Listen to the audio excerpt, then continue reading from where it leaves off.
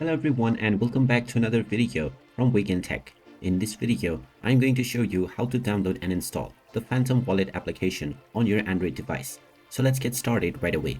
First of all, open up the Google Play Store on your device. And once you open it up, just tap on the search box and just type in Phantom Wallet and start your search. Once you find the Phantom Wallet application, go ahead and tap on it and you will see the install button.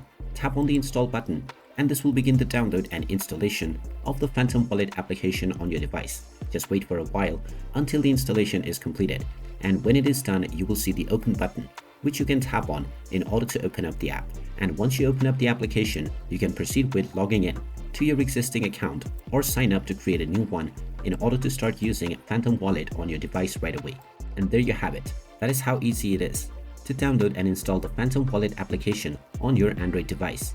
If you find this video helpful, make sure you hit that like button and subscribe to our channel if you haven't done so already.